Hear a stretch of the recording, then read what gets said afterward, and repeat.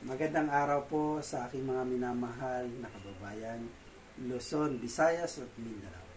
Sa ating mga kapatid na Muslim, Assalamu alaikum warahmatullahi wabarakatuh. Welcome to my vlog. Narito na naman po tayong muli para sumagot sa ating mga katanungan. Pero bago yan, sa mga hindi pa nag-subscribe, pwede po bang pakiclick muna ang ating subscribe button na makikita sa ibaba? Okay? Para sa mga nanonood ng vlog natin ngayon, ang tatalakayin natin ngayon ay tungkol sa tanong na alin ang mas mahalaga? Matalino o madiskarte? Napakagandang katanungan niya. Pag-usapan natin yan. Ito ang aking opinion. Alin niya ba, mga kababayan, ang mahalaga? Ang matalino o madiskarte? So, kung pag-iisipan mong mabuti, asan ang maganda rito sa dalawang to?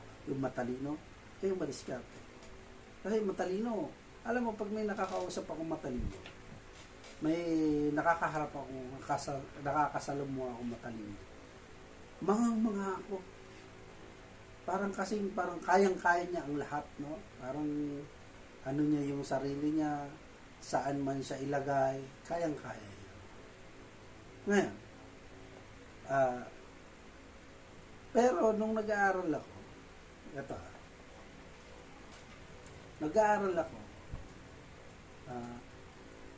yung mga laging honor student, no? Sila pa yung ngayon, walang trabaho. Nakakapagtaka, di ba? Sila pa yung walang trabaho, sila pa yung tambay, no? Maasa na lang sa magulang, ang sistema. Tapos yung mga taong nakikita kong pang-display lang, no? Yung tinatawag na pang-display ka lang. Wala. Hindi ka napapansin. Parang sila pa ngayon yung umaangat sa buhay. Alam niyo kung bakit? Kasi po, may mga matatalino. Unang-una, tamad. No? May mga tatalinong mayayain. Pero matatalino. No?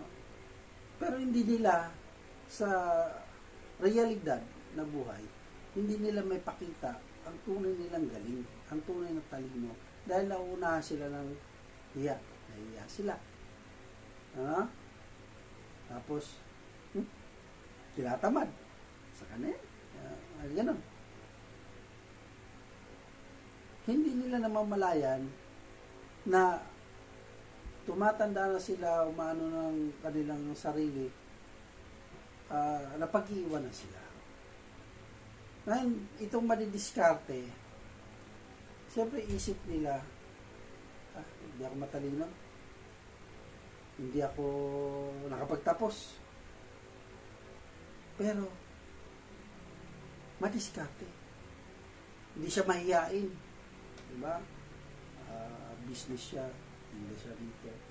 O, mas sila pa yung nagkakaroon ng oportunidad na umasenso. Malalaman mo, uy, hindi naman nakapag-aaral yan. Pero tingnan mo naman ngayon. Diba? Ay, kasi hindi sila mahiyain. Hindi rin sila pabaya. Di ba? Sabi nga, kahit konting kita. No? Kahit konting kita lang yan. Basta kumita. So, yun yung pagkakaiba ng dalawa. No? Kaya, yung may mga opinion dyan, sa palagay nyo, mag-comment nga kayo, mga mahal ko kababayan. Paasa ng mas maganda, yung matalino o yung mas madiskarte. Diba? Yan po ang aking opinion. Ito naman ang aking suggestion. Hindi ba mas maganda na madiskarte ka sa buhay at matalino ka? Pwede ba yan? Mayroon po nangyayari yan. Marami pong nangyayari gano'n na madiskarte ka na, talino ka pa. Abay, biniyayaan ka talaga ng katalinuhan, sipag, confident, no? Hindi ka nahiya, aba, ay talagang nandyan na sa'yo. So, napakagaling mo na. Yan ang mga, pwede mangyari yung mga ganung bagay, no? Ay, ganun pa man, nasa kanilang, ano na yun, diskarte, no? Pero, iniiwan ko sa inyo ang mga katanungan ganito. Alin ba gusto nyo? Alin ba maganda? Yung matalino o madiskarte? Di ba? Dagdagan nyo po ang aking iiwan ng mga katanungan. Yan po ang aking opinion at suggestion. So, para sa mga may mga katanungan dyan, mag-comment lang po kayo sa ibaba. At siguradong sasagutin ko yan sa abot ng aking makakaya. Hanggang dito na lamang po. Hanggang sa muli, Robert agad, pang may tanong, sagot agad.